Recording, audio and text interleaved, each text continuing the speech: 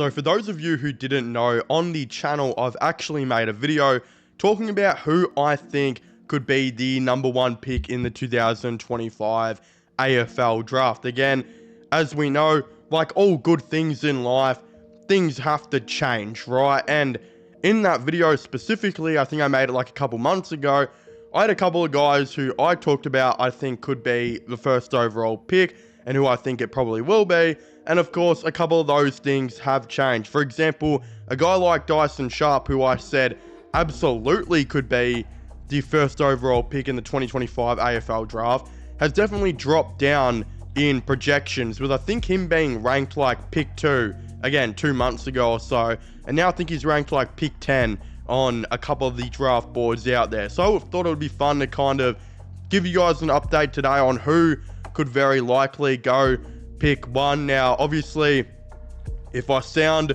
like I'm a, 40-year-old smoker who's punched 40 packs of darts every single day for 18 years, it's probably because I'm actually pretty sick at the time I'm making this video. Again, my nose looks like freaking Rudolph right now. Why is it so red, bro? Like, my nose is blushing like Michael Jackson at a Wiggles concert. What the hell is happening? I am actually sick. I've got a throat infection and a cold and probably freaking stage 8 diarrhea at this point. I've got everything under the sun that is touching me right now. Like, it's cooked. So if my voice like breaks and I again sound like a smoker who punches a pack of 40 every day, it's because, yeah, I'm a little bit sick. But hopefully you guys can get past that, because shit, I may be sick, but I'm still going to make these videos, make some cash to be able to afford my Zinger boxes every week. So, we gotta go through this. But yeah, as I said, Dyson Sharpe, he was ranked pretty high. He was ranked pick 2.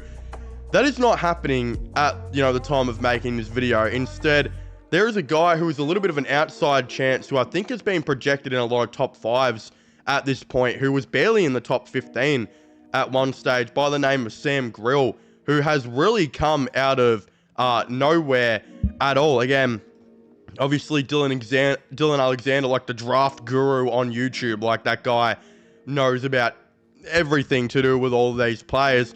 Basically, actually, I think he had him at like pick 3 or 4, of course, to the Richmond Football Club in his mock draft. Again, will he be pick 1? Probably not, but he's someone to note on because he's quickly rose in the draft rankings from being like a guy who wasn't even ranked in the top 15 at one stage to being a top 5 on a lot of draft boards out there. Again, he's been said to be like a mini Chris Judd type of player, a bit like a Max Holmes type of player in that midfield as well, with his really, really great speed that he's got in there. The burst out of the stoppage with his speed is absolutely insane. He's someone who will be up there in contention. Again, another guy who's pretty high up in the mock drafts right now, who probably won't go pick 1 just based on the fact that he's an academy, but a lot of people actually have him ranked with like the first overall pick, does happen to be Zeke Yulan, with it saying that it was a super season for Zeke the Freak this year, with the younger brother of Suns defender Bodie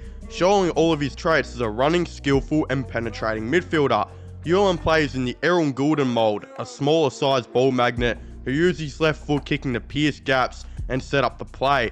The Suns Academy talent won the Hunter Harrison Medal as the best player of the Academy Series, and also won selection in the under-18s All-Australian team.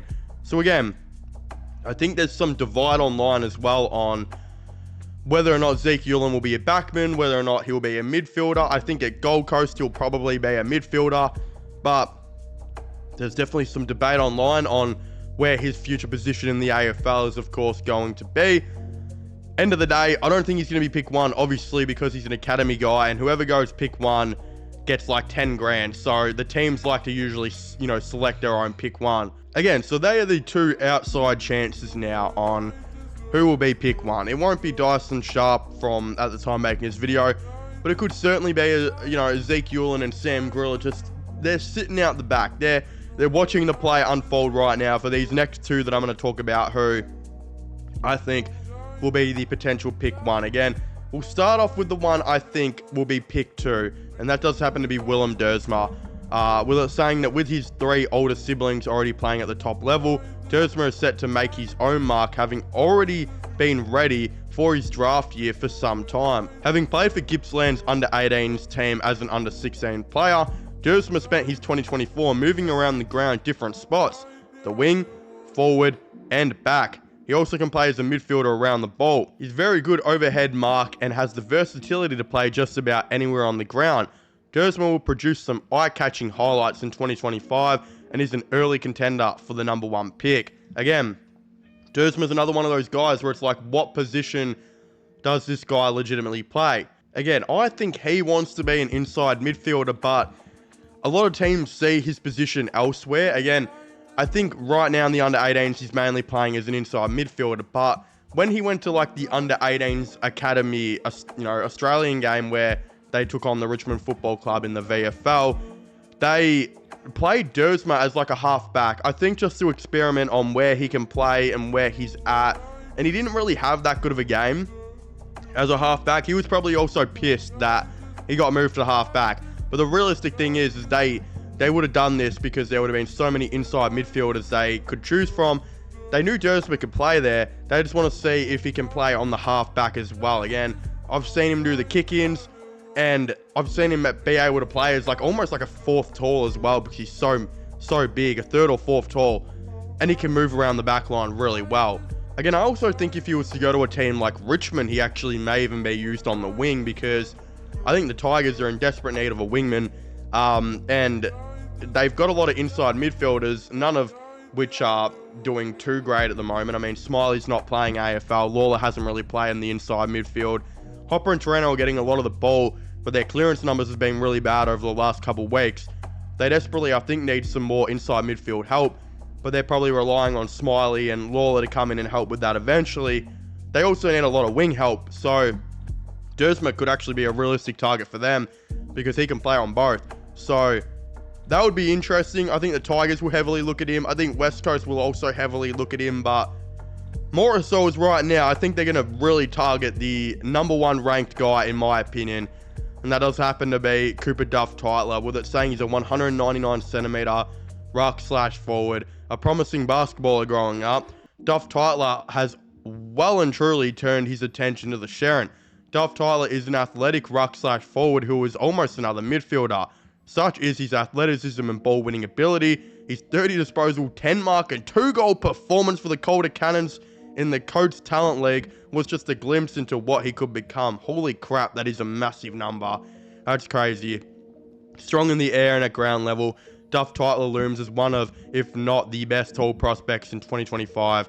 Again, as we know, he's kind of jumped to the pick number 1 rankings. West Coast also desperately need a ruckman.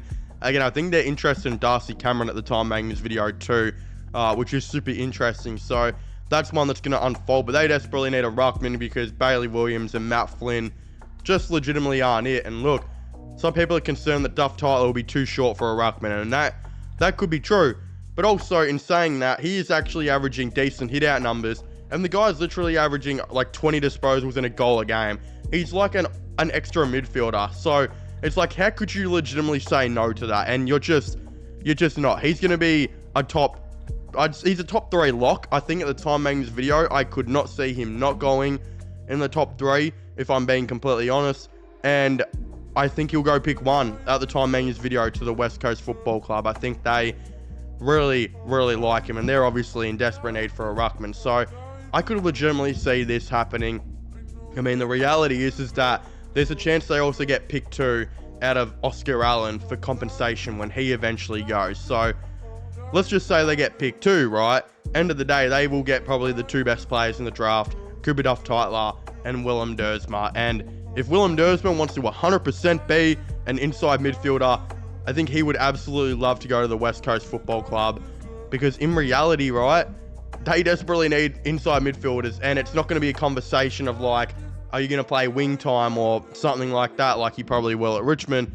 I think it will be, you're going straight into the inside midfield, and you're going to have Cooper Duff-Tytler, rucking the ball down here. So I think they will be the 2 consensus top pick number 1 choices. It's going to be just interesting where they go.